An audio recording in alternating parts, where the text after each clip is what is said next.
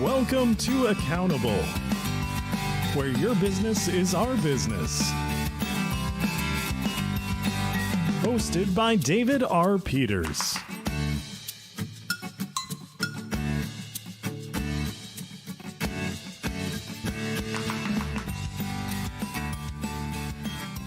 Hi, everyone. Welcome to Accountable, the podcast for CFOs by a CFO. Hey, my name's Dave. Thank you so much for joining us here today. You know, one of the things that I think that probably a lot of you, as I've been out talking to people, one of the things that I always say is that if you are a CPA, if you are in the finance world, there is one thing that I know that you are, and that is busy. You know, we are busy people. If you go into the world of finance, you just don't see a lot of folks that are just kind of sitting back and relaxing and just not really doing a whole lot. That's usually not the way. And I think that that's just kind of our personality. It's kind of who we are. We tend to be very driven people. But I think at times we sacrifice our own well-being in that process. I mean, I think that as we are trying to be successful, as we're trying to accomplish great things in this world, I think sometimes our well-being maybe takes a back seat. And I think that was especially apparent during the pandemic. I think that that was certainly the case. And so, you know, if you're like me, you probably have trouble relaxing. I distinctly remember I used to work as a hospital chaplain. Some of you know that. And one of the things that I remember very distinctly is that I had the lead chaplain was a Jewish rabbi, one of my favorite people. And one of the things that he said to me he says, Dave, he says, you don't know how to relax. And he was very right. And some of you may not know how to relax either. So in order to help us get a little bit better perspective, and in order for us to really talk about what a balanced lifestyle is, what a healthy lifestyle is, we have a great guest. Dr. Holly Sullenger is here with us today. She is the CEO of Dr. Holly Speaks. She is also a professor at NC State and someone who has been talking to corporations, to people that are busy professionals, about how to maintain balance in this crazy work environment that I think a lot of us keep up.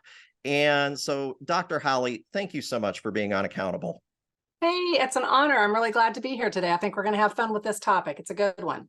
I think it is too. And so, I mean, I think that maybe this first question that I have, and maybe this is an obvious question, but what is a healthy lifestyle? I mean, it's like one of those things that like I hear in my head and everybody says, oh yeah, you know this is a healthy lifestyle.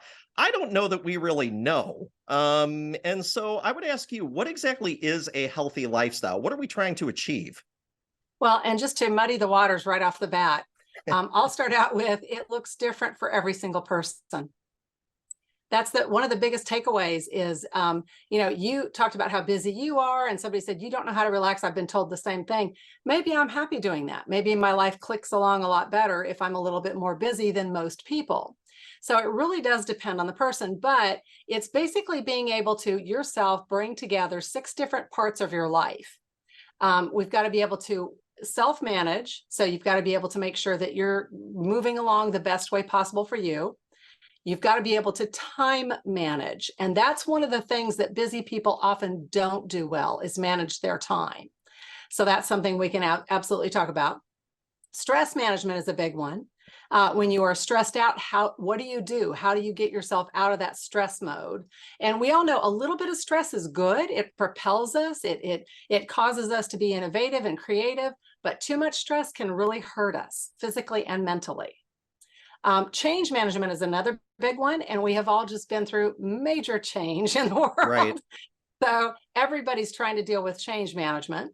And then technology management, that's one that CEOs, CFOs, CAOs, CIOs, we all struggle with that because technology changes so rapidly from one day to the next, it's hard to keep up.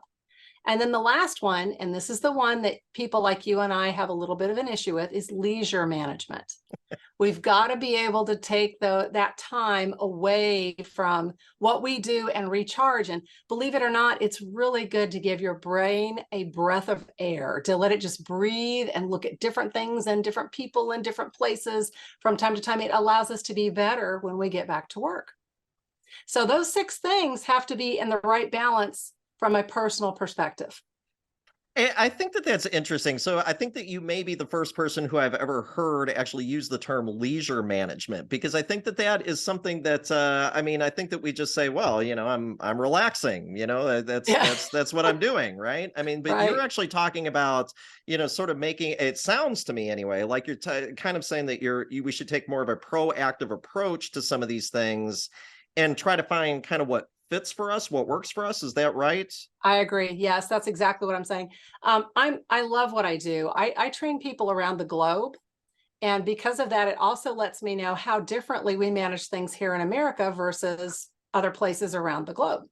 And my Canadians and my Europeans, when I'm training those leaders, they take a lot more time off than we do here in the US. And the interesting thing about that, recent studies show that they're a lot more innovative and creative. They're creeping up on us fast and hard Yeah. because they're willing to take those breaks, and it really does enhance your ability to think better when you return if you've had that time away. And we don't see it that way. We're like, I'm just going to plow through it. I'm going to, be here 24/7 and just keep moving. And that actually, believe it or not, makes us less effective and less productive.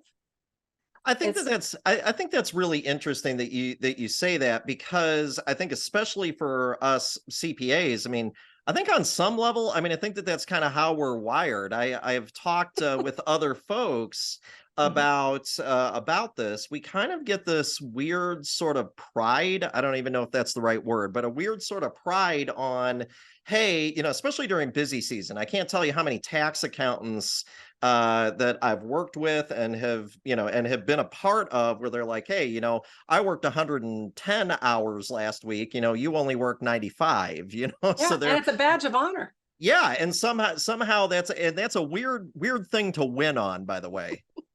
It really is. It Yeah. really is. So the interesting thing that I'm watching right now is in England, that the major companies have gone to a 4-day work week. It is not 4 10s, it's 4 8s. And they're still getting paid exactly the same amount of money. And believe it or not, productivity continues to skyrocket. Huh. Because people make sure they're getting done what they need to get done in their 4 days so they can have their 3 days all to themselves. And so when you're looking at people say, and I used to be the same, I am not a CPA or a CFO, but I've led a bazillion different things. And I used to think, I haven't taken a single day off in 3 years. Good for me. Here's Right. my badge. Right. And what I found after leaving the last leadership position purposefully, I was burned out. Yeah. And I was not functioning at my best, and I was not keeping up with the things that I feel that I should keep up with. So I'm trying to learn to strike that balance for myself and say, Holly, you are taking time off, 1 week, this next, 6 months or whatever, and make sure that I do it. And I think that you are going beyond, because I think a lot of times when people hear the word wellness, I think rightly or wrongly, I think that they associate it with physical wellness. Like, hey, make sure that you get to the gym every morning at 6 a.m. or whatever, and make sure that you do your 3 miles on the treadmill or whatever. And I think that you are saying that it kind of goes beyond that, and that Much really it hurts us when we kind of just continue to plow through, because you already said that it hurts our productivity. Is there other ways that it hurts us as well? Yeah, absolutely, positively. So it hurts your productivity, it hurts your creativity, it hurts your innovation, it hurts your ability to focus and to maintain and retain information. So it hits us on all different. The studies show us that it's not good. Yeah. And again, we can do it for a while. Like, I know tax season it's unavoidable that people are putting in some heavy hours, and I have projects like that myself. But they're saying don't make it a permanent habit of doing it all year long. take that break when tax season is, take a good long break when tax season is over, and allow your brain cells to resettle. And I think for a lot of us, I think that that's hard, especially if you are in certain positions. I know, and some of our listeners know. I mean, I've worked in startups a good bit of my career, and I think especially when you're working in startup entities, and you just said that you have some experience there as well. Yep. It's hard to take a step back, because I got to tell you, when it's kind of your livelihood on the line, and it almost feels like it's you versus the world almost. I mean, it sort of feels like you're constantly playing from behind anyway, and it's hard to maybe take a step back. Yeah. So one of the things that I found, I was obviously having my own business, which is what I do now. I have found that when I get ready to take time off, I don't say to my clients, I'm taking time off. I say, I'm sorry, I'm booked that week. We'll have to do it the following week. And the interesting thing is, it creates scarcity. It creates supply and demand. They'll say, oh, well, let's do 2 more then on top of that, because we want to make sure we get you when you're available. Right. So I've had to learn that taking time off, even when I am a party of one, can actually work in my favor from 2 different angles. It makes it seem like everybody wants me if I say I'm booked, right? And I'm able to go out and get some brain rest. So you create scarcity then by the fact that people, they know that you are busy, and, and realistically, I mean, you're taking time away from yourself. So I think that, that maybe that's a little bit of a mental flip. Shift. Yeah, it's a shift for sure from what we typically see, because I think we look at, kind of the break time as kind of being the do nothing time, hey, you're not being productive. But I think you're kind of saying almost the opposite. Correct.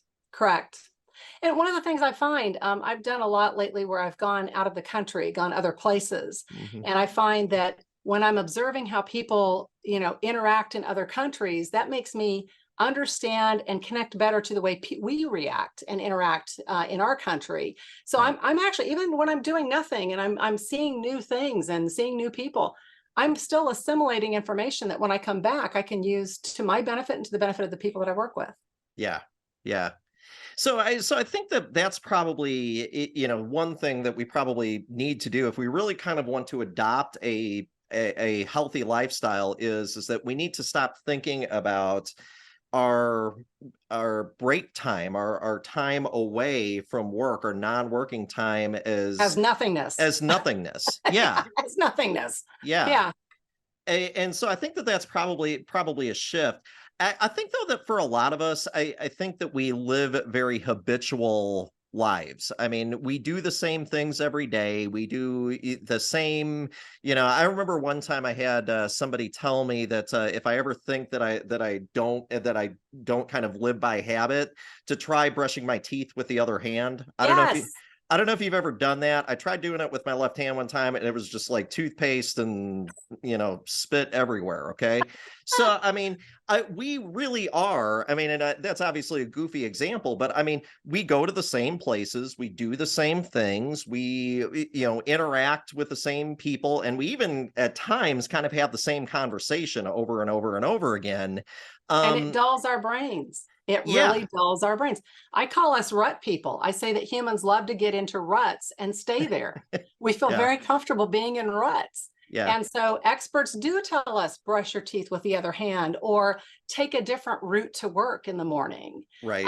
Or I have my groups when I'm in person, I do this, I say, cross your hands, and everybody's got one direction that they cross their hands. And then I say, look and see which hand is on top, or which arm is on top, and put the other one on top. And it's amazing to watch adults go, they can't do it.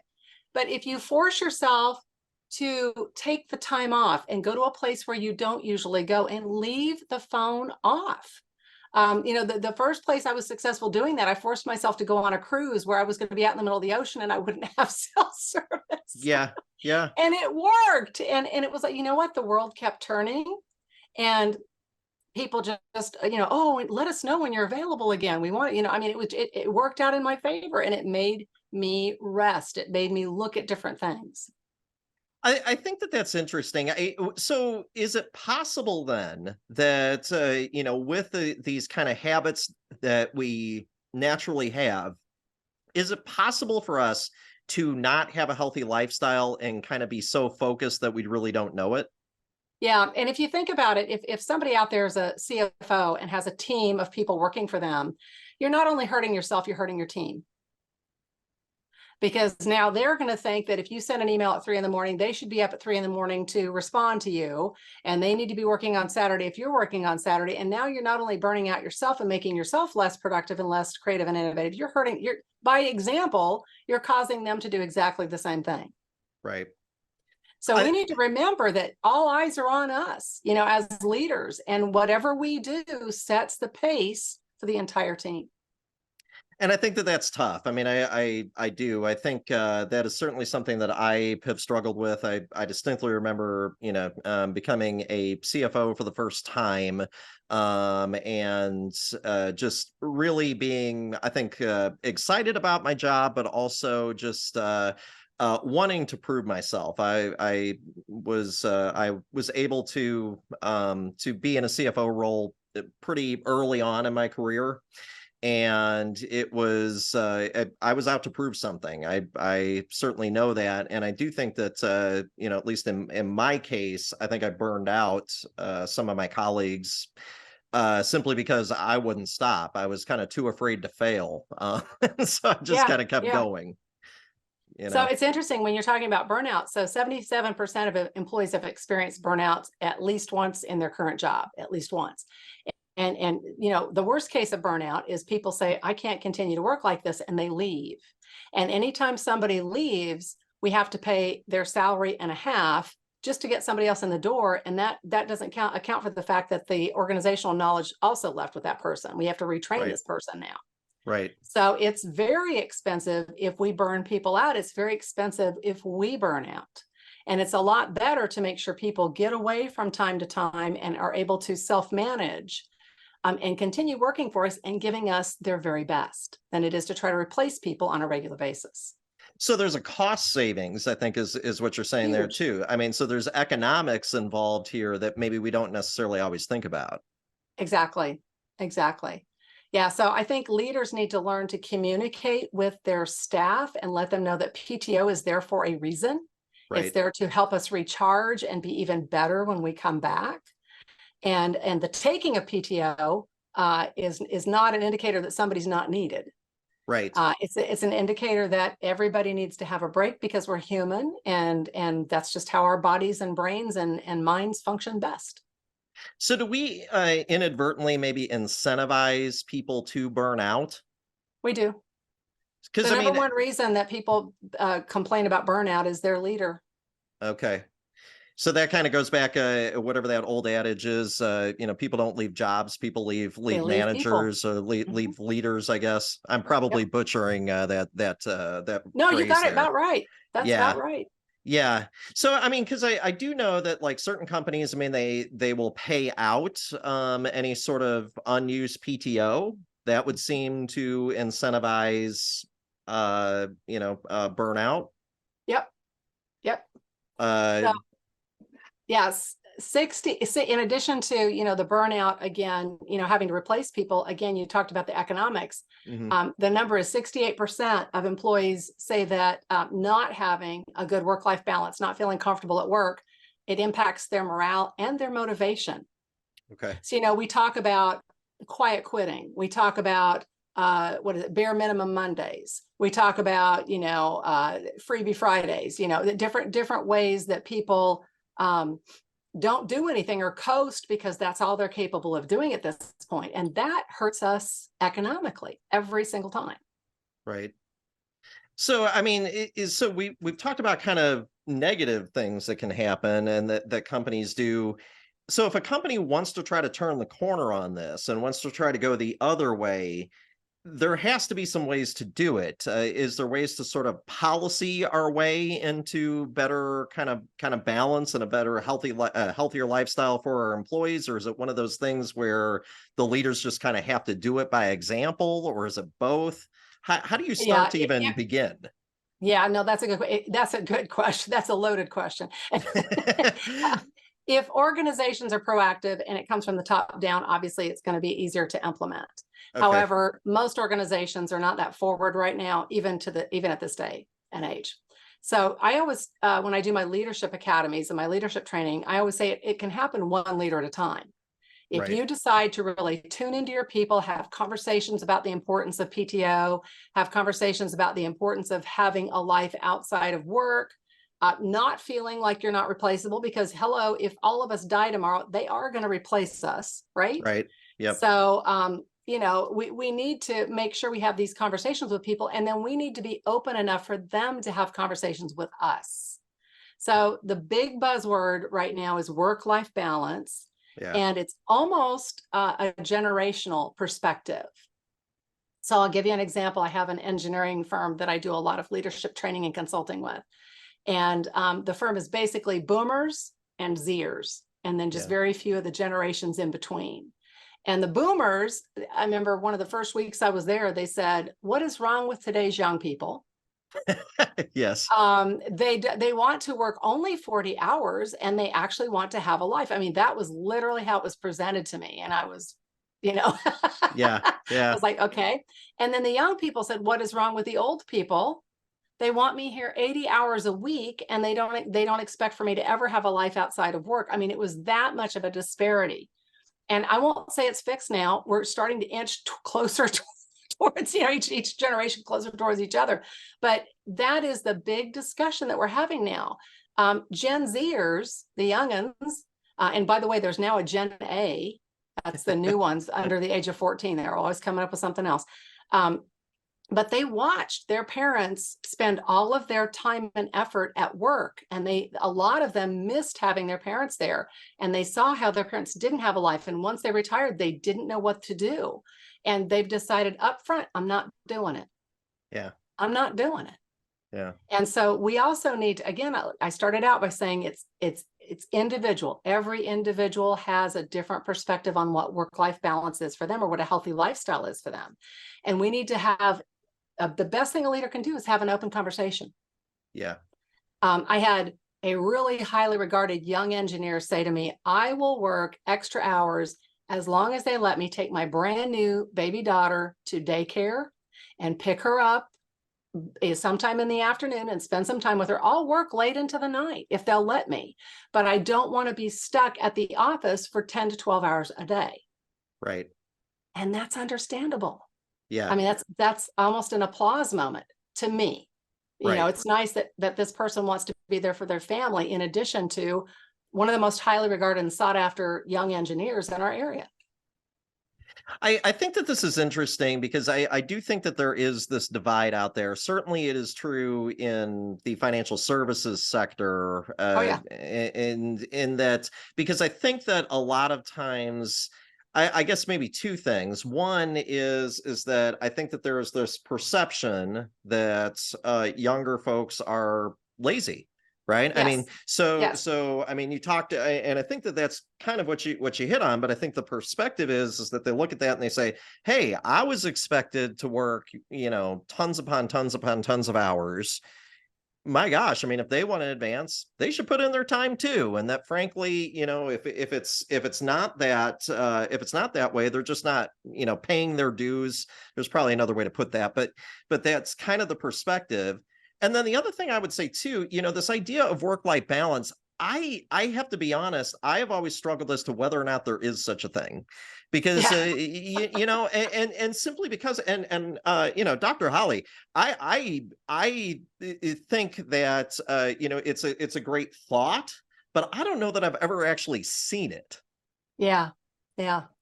So it's interesting because I've had people say to me, "I feel like I have great work-life balance." And I'm like, "Okay, what does that look like to you?" Right. And sometimes they say, "Well, I only work 40 hours a week." But sometimes they'll say, "Well, I work 60 hours a week, but so does my spouse." And then we have really, good time together because we realize we're not going to have a lot of time. I mean, it just depends again on the person. And I am just now at my tender age feeling like I'm having good work-life balance. It has taken me a lifetime to get to the point. I am a workaholic. I Right. can work faster than most people. I've had people say, "How did you get that done so quickly?" So I get a lot more done than most people. And I've had to learn to say to myself, okay, I got a ton done. Chill, go for a walk. You did your thing. Give yourself a brain break, give yourself a little bit of mental health, if you will, and go on a walk. And it was a challenge at first. Now it's easy. Right. So I'm Right. getting there. I think that's for everybody. I mean, I think that is out there. If you do want to actually try to make steps in doing this, I mean, I do think Holly, what you said here is that it's not an easy kind of just click it on type of a thing. It's something that You have we to do learn it with over intention. time. Yeah, you have to make it a priority, and you have to do it with intention. And that's something that we talk about all the time. We haven't mentioned this yet, but one of the things that leaders can do for themselves and for their teams is set goals. Okay. We're going to get this project done early by this, and then we're going to take all of us like a week to do our own projects or whatever we need to do.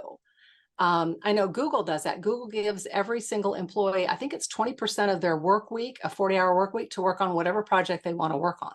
Right. And so you can set these SMART goals, and then you can have you can talk to your team about them. How are we doing with our goals? Did we all work on something different and unusual this week? And how did it feel? And is it something the team might be able to use? Right. And so maybe that's one way that to accomplish this is to maybe let employees work on things that they're kind of passionate about during a certain portion of the week. I mean, certainly that would lead to higher creativity, I would think. And probably, I mean, I think when you can kind of engage people, in what they're passionate about, they probably are more excited about what they're doing too. So that's another conversation. I always ask my leaders, what is your superpower? And of course, once people get past the need to put a cape on, right? They're what do you mean by superpower? The superpower, like you very well said, is something that you are passionate about, you're good at. Other people, if they tell people what you're best at, they'll mention that thing, or they'll say, oh, if you need help with that, go see so and so, they're really good at this. That's your superpower. So when people can work in the area where they feel they have their superpower, they're going to feel happier at work. They're going to feel like they're providing. And it's so funny because when I ask my leaders to do this, they all look at each other like, well, I'm not going first. I'm not going to say. I ask them to tell us what their superpower is. And I can hear everybody's thinking, my mama told me not to brag. Right. I can hear that buzz in their head. And I'm like, this is not a brag. This is what I can do. And so this is how I would be most useful for this team. And it's amazing to me. Leaders will come back to me and go, I had no idea I had these particular skill levels on my team. And now I'm using this person in this area and this person in this area. And their productivity just jacked way up. And we're able to, work together better as a team. That's another way to make sure people are feeling good and healthy and less stressed in the environment. Find out what their superpower is. Do it with the whole team. Let everybody else, talk to everybody else about what their superpower is. And then we know who to connect with when we have needs. Is it problematic though? Do you find, at least with the groups that you work with, where you have an employee going to a manager or supervisor and saying, this is my superpower, this is what I'm good at, and this is what I need for kind of to be a healthy person? That has to create some awkwardness, I would think. So it can if the person's in the wrong role. Absolutely. Okay. Right. And there are all kinds of consultants, high-paid consultants, that will come in and tell you what is wrong with your organization. And 9 times out of 10, it's that people are in the wrong roles for themselves. And usually it happens because we interview people and we listen to people and we say, oh, I like this person, I want this person. And we don't necessarily consider whether they're a good fit for the role, or what would a successful person need to feel good in this role. So we really need to kind of analyze the role first, and then look for people that contain those qualities or have those qualities within them. Yeah. And that part's hard, right? I mean, it is. To try to figure that out. I had a friend of mine who coined a term, a purple squirrel. I don't know if you've that's probably not something that anybody else ever says, but she used to basically describe it as like you would kind of be looking for a very specific person for a particular role, and so you got so specific that it really didn't fit much of anyone. So it was a purple squirrel. I Yeah. don't know. Yeah. That makes sense. That makes sense. Yeah. But I do think, though, that what you're saying, though, is that looking not just, hey, do I like this person? Do they resonate with me? But looking for them to kind of be, the right fit for what you are looking for and what the expectations are. Yeah. There are a lot of tools out there that actually help you analyze the position before you look for somebody to fill it, so that you know exactly what you need to be looking for. Not the fact that you feel comfortable with them or they look like they'll fit with the culture, but that they look like they bring to the table what they need to have. Is it possible for leadership to sort of set goals for kind of what for kind of achieving balance and is that possible? Because I'm not sure that I've really ever seen that, and that may be something that some of our listeners are thinking about too. I'm not sure that I've really ever seen that on a feedback, or one of my 360 evaluations, like, No, how's your work-life balance, Dave? I don't know that I've ever been no. asked that. I think that this falls into the area of goals that we would have to individually set for ourselves, and then goals that we would have our employees set for themselves as well. I But see. as leaders, if we know what their goals are, we can help them achieve their goals. So if somebody says, I will work 50 to 60 hours a week, but I need to have time with my kids in the afternoon and evening, then we can try to give them projects that will allow that to happen, or create banded work hours that will accommodate the fact that they're going to do a little bit of work, go hang with the family, and then do a little bit more work. Yeah.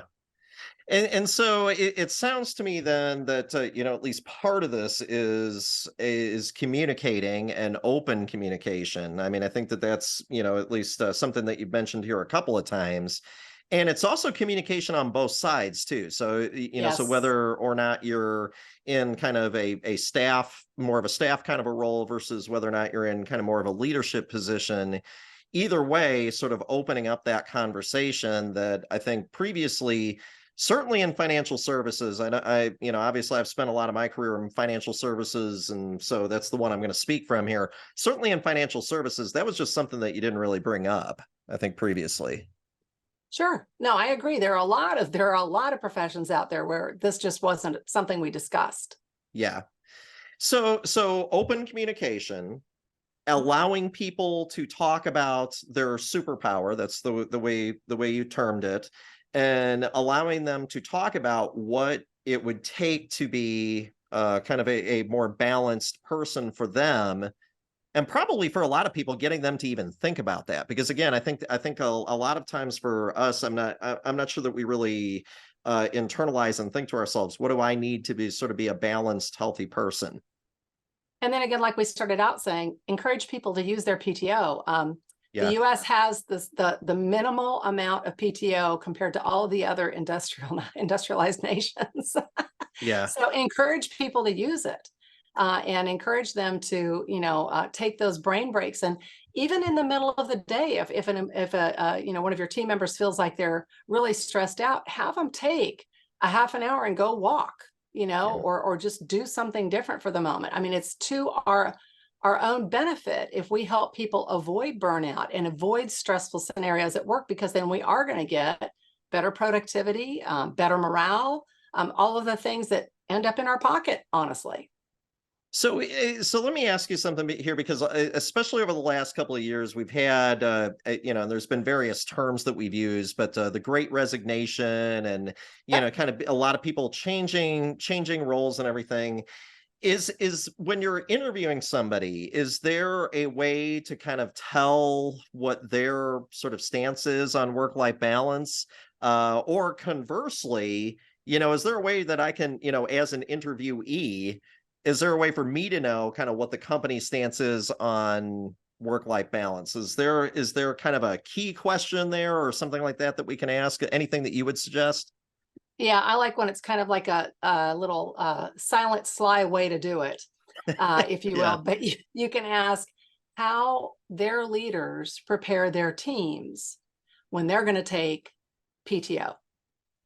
How do your Okay. leaders get your teams prepared when they're going to take PTO? If they say our leaders don't take PTO, or our Yeah. leaders don't often take their PTO, most of them work 80 hours, then as a person who's looking for a job, if that's not my jam, then I can keep moving. Right. But if they say, well, this is how everybody works when they're going to take PTO, we do this, we do this, we do this, then you know you're a fit there. So I think that there's a couple of important things here, folks, at least that I see. One is that a lot of this really does boil down to kind of good communication and kind of Yes. good and also that those of you that are in leadership roles. I mean, if you're out there and you're listening to this, I mean, you mean a lot, and what you do is important to kind of how the organization runs. And we're not necessarily saying, don't work hard, because I think that that's, I think Holly has been, I think, pretty straightforward in that, she, I think you called yourself a workaholic here not too long ago. And I would, and those of you that know me, you know that that is absolutely 100% accurate on me too. So I think that that's not it. It's trying to find kind of that right balance so that you can feel good as a person and that you can avoid all of these problems that go along with it. We talked about health problems, we talked about stress, we talked about the issues that go along with that, and also just lack of productivity, lack of creativity, lack of, I don't know, feeling good about life. Is that about right? That's it. And if I can say the one thing we kind of didn't hit on, but I'd love to hit on, the world of working online, or the virtual world, the hybrid world, right? A lot of people are working from home or from other auxiliary locations. And the one thing that I want to say is that when we're talking about communication, all of the studies show that for every communicated message, only about 7% of that boils down to the actual words that are being said. Yeah. When we are understanding communication from other people, 55% of what we get from the message is based on their body language, and 38% is based on their tone of voice. Yeah. So if we're online, if we're virtual, if people are not allowing us to see their face and we're not showing them our face, you're going to be missing a big part of the message. So I have a lot of people who do a lot of work online, and they say, I'm just not getting good communication. Cameras need to be on, microphones need to be on, so that you can get the whole communicated message. Having said that, being online also burns us out. That's another cause of poor work-life balance. So the AMA, the American Medical Association, long time ago, and we're just now starting to pick up on it, has said that every single person should get up and move for at least 5 minutes every hour. And that's because our bodies are not meant to sit cramped up in one spot for a protracted period of time. Right. And then the Ophthalmology Association in America has told us that our eyes get really bad eye strain, which leads to brain, tiredness. And so every 20 minutes, you should look at something 20 feet away for about 20 seconds. So it's a 20-20-20 rule. Okay. Every 20 minutes, look at something 20 feet away for about 20 seconds. And if you can talk about those things with your team, especially if you've got a hybrid or a completely virtual team, you can help them extend their ability to use the virtual tools and maintain health at the same time. I think that it's important that you say that, because I think that a lot of us, have really struggled with, how to communicate. And even though we've been in this online world, I mean, and we were working towards that well before the pandemic, by the way. We were, I think that the pandemic kind of forced us where we were already going. And so, I think that, that what you're saying there is that it is possible to have good communication and to maintain health, even in an online world, even when you don't have to feel glued down to your computer, with no other contact with the outside world for, umpteen hours a day. Yep. And I've done other things for myself as well. For example, I'm at a standing desk right now. And I would never not use a standing desk again in my life. Yeah. Because it just, I can project better. This is how I do a lot of my training and a lot of my consulting.